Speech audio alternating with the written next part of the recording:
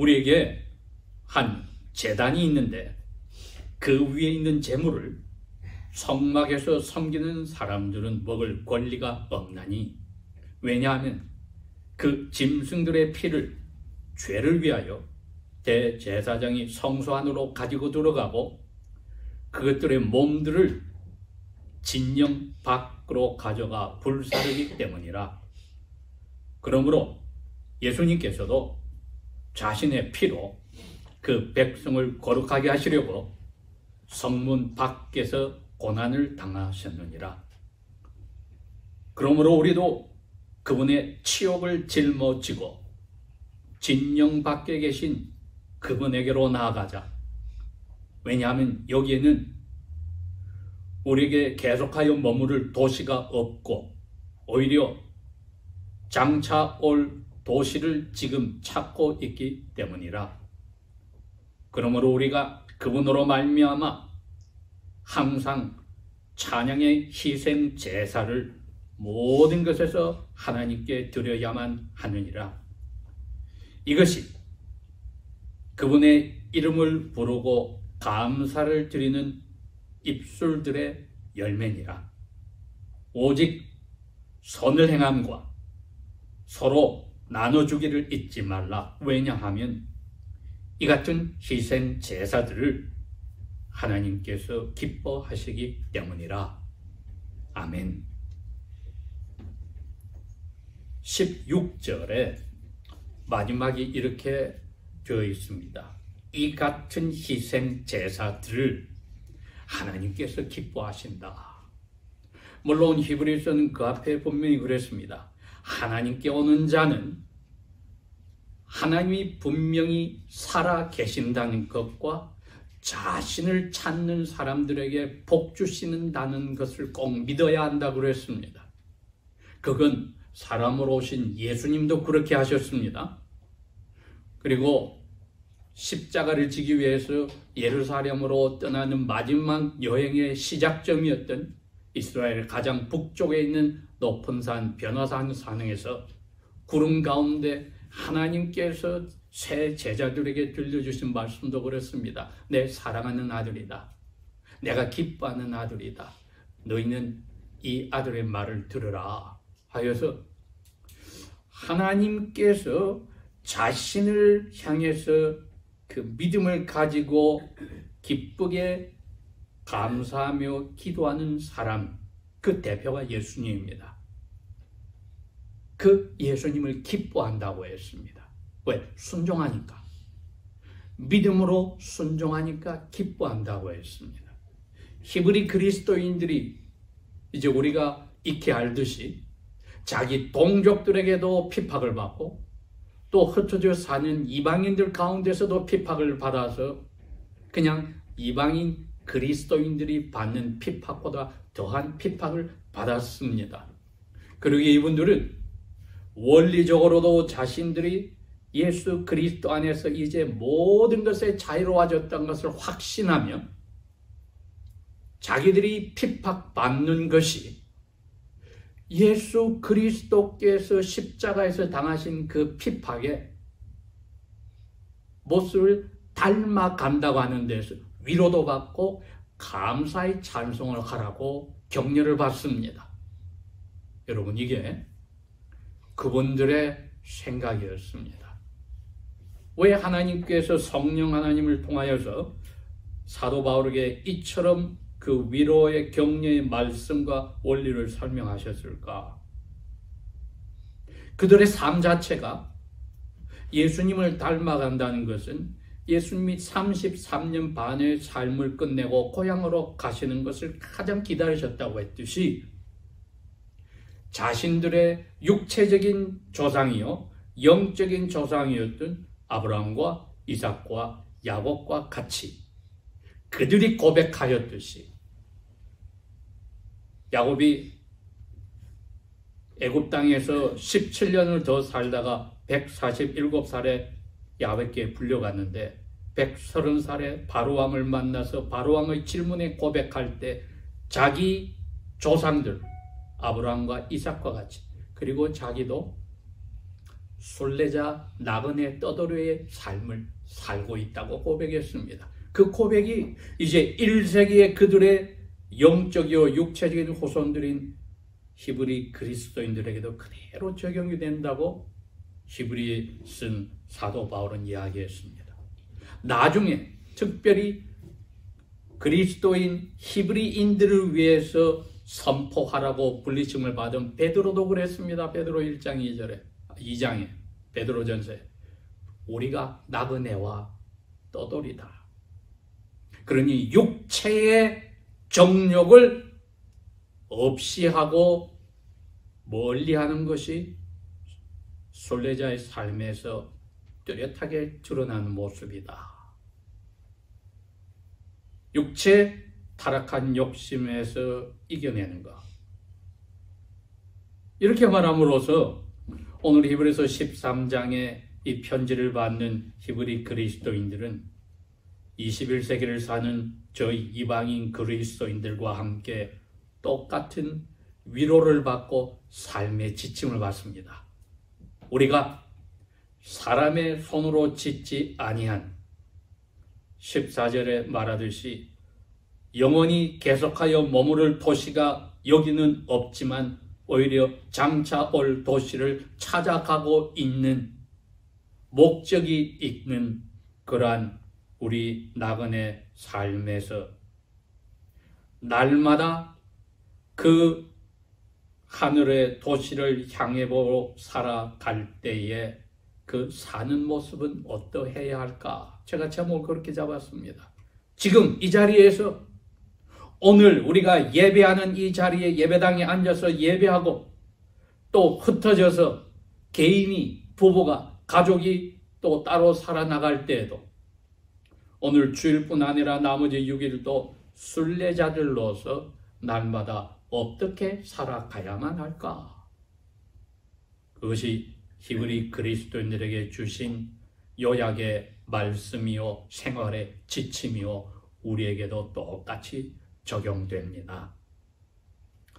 먼저 예수님께서 사신 것처럼 살아야 되기 때문에 그것은 하나님이 기뻐하시는 희생 제사를 예수님이 바쳤다고 했습니다. 구약시대에는 대제사장이 1년에 한 번 자기와 자기 가족을 위해서 황소를 죽이고 또 백성의 죄를 위해서 수염소를 죽여서 1년에 한 번 지성소에 들어가 그 쉬운 자 앞에 7번 피를 뿌립니다.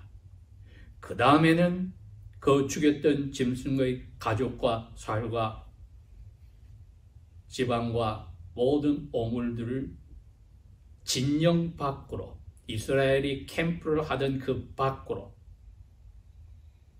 또 성전이 지어지고 했을 때는 성전 밖에 예루살렘 성 밖으로 나가서 불태워 버렸습니다.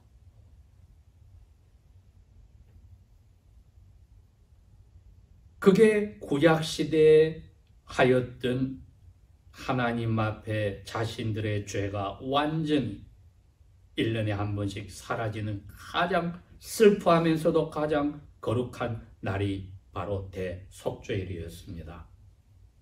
10절에 바로 그걸 기억시켜 주는 겁니다. 우리에게 한 제단이 있는데 그 위에 있는 제물을 대제사장과 그 가족이 먹을 수가 없어. 이거는 왜? 그 짐승들의 피를 죄를 위하여서 대제사장이 성소 안으로 가지고 들어가고 그것을 쉬운 자 앞에 언약궤에 7번 뿌리고 그 다음에 나와서 그것들의 그 죽은 몸들을 캠프 밖으로 성전이 만들어진 후로는 예루살렘 밖으로 나가서 불태우기 때문이야. 그거 먹을 수가 없어. 이것이 예수님이 십자가에 돌아가실 때에 우리에게 한 제단이 있는데 그 제단이 십자가를 이야기하는 겁니다. 그 위에서 자신이 진영 밖으로 가서 불태움을 당하는 희생제사처럼 피를 흘려 죽임을 당했다.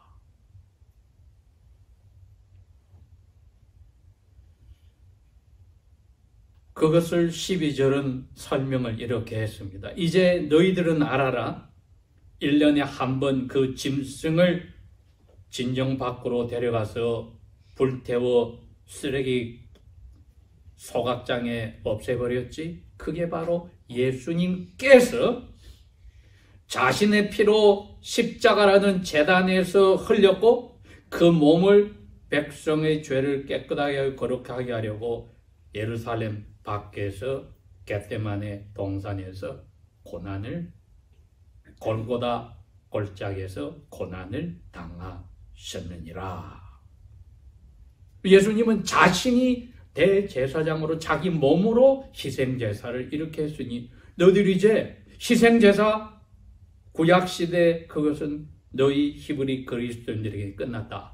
예수 그리스도께서 어떻게 하셨는지만 보면 거기서 대속죄일에 일어난 일이 다 이루어졌으니 너희들은 예수님 이름만 가지고 하나님께 기도하면은 날마다가 대속죄일처럼 하나님 앞에 죄 없고 자유롭다. 가장 복된 영혼들이다. 곧 설명하신 겁니다. 그걸 깨달았다면 이제 어떻게 살아야 하느냐? 13절입니다. 먼저 우리도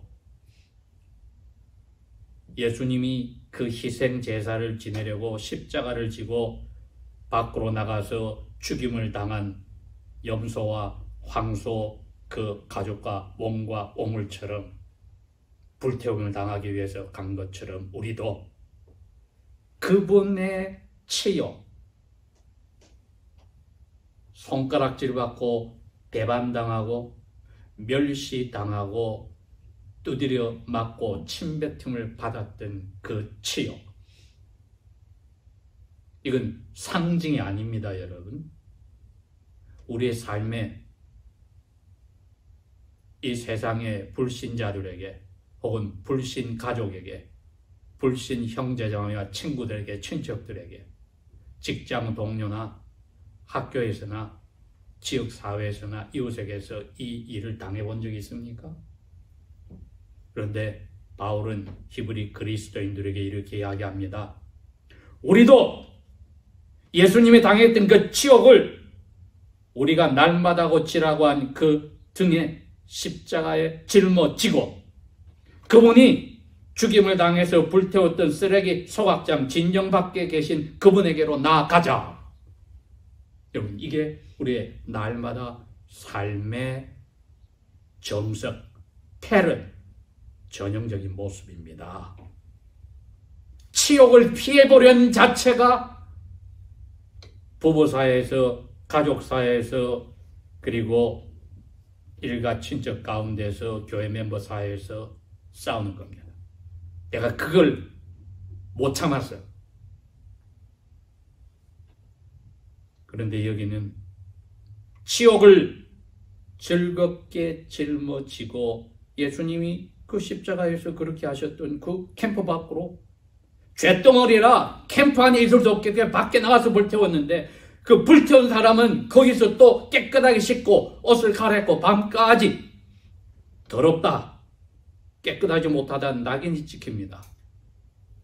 그러한 더러움의 치욕을 짊어지고 우리도 그 자리로 가자. 왜? 그게 우리의 삶의 모습이기 때문에 예배 시간뿐 아니라 하루 24시간 1년 360일 우리의 삶은 14절에 여기는 우리가 머무를 도시가 없으니 예수님이 하늘로 가기 위해서 진영 밖에서 그 치욕을 짊어지고 희생제사를 지냈듯이 우리도 장차올 도시를 찾아가기 때문에 똑같이 그분처럼 살아야 한다. 15절.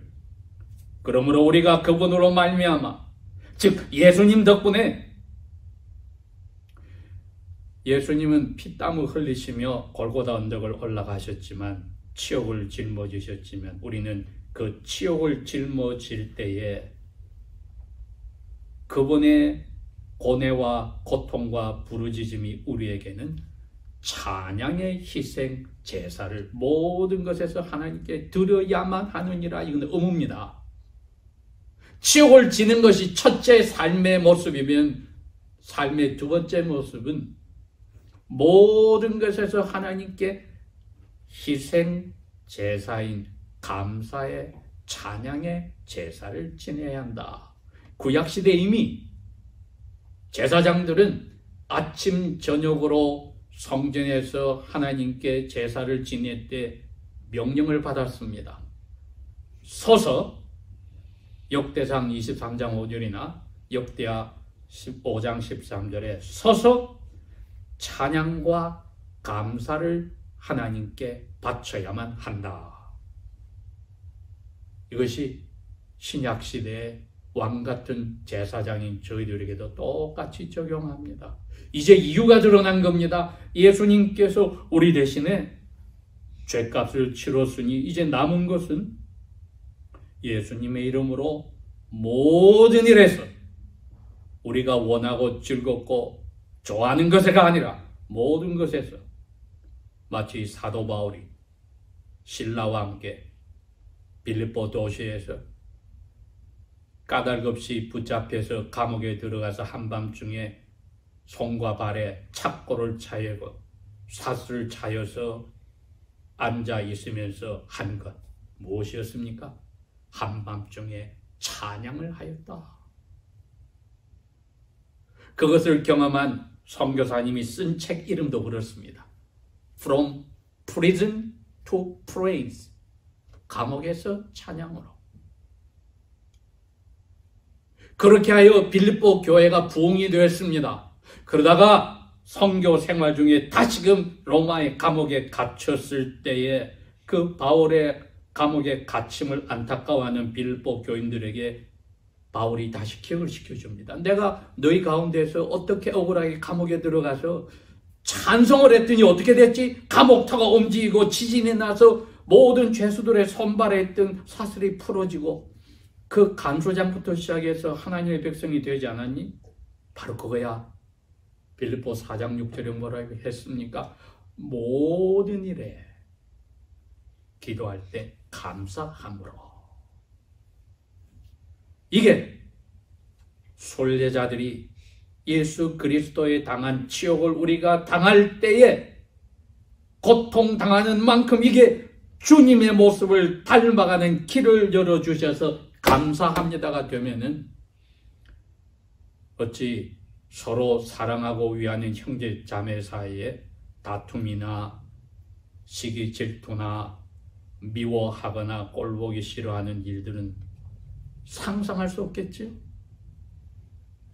이러한 어려움을 주 예수님을 닮아가는 십자가 치욕의 길을 가는데 선물로 주셔서 모든 것에서 감사합니다. 번역은 맞습니다. 찬양의 희생 제사다. 기도는 감사의 표현이었습니다. 이것이 그분의 이름을, 아버지의 이름을 고백하는 우리 입술들의 감사의 열매니라. 두 번째 특징은 찬양의 희생제사의 삶의 모습이었고, 세 번째는 기도하는 감사의 희생제사의 모습이었습니다. 이래하여 사람들 눈에는 모순처럼 보이지만 고통과 치욕과 예수 그리스도의 모든 잘못된 것을 당하던 그 모습이, 고난이 우리에게 왔을 때 우리는 거꾸로 찬양과 감사의 희생제사를 할 때 예수님을 보고 나의 기뻐하는 아들이라 한 그 기쁨의 모습이 아버지에게서 우리에게 오는 거다. 나는 너희들이 이런 삶을 기뻐하느니라. 그런데 이건 가만 보면은 혼자 하나님과의 관계 속은, 부부나 가족이 하나님과의 관계 속은 우리가 예배할 때 하나님과의 관계에서 모습 같지요? 그래서 16절은 그럽니다. 잠깐 너희들 말과 그렇게 행동으로만 하는 것이 순례자의 모습의 전부가 아니야. 행동으로. 선을 행하고 선행. 특별히 너가 가진 것을 더 필요로 한 사람에게 나눠주는 희생하는 기쁨의 선행의 삶. 이거 찬송과 감사의 기도와 함께 같이 가야 하느니라. 지금 순례자들로서 어떻게 살아만 하나요? 답이 거기에 다 있습니다. 기도하겠습니다.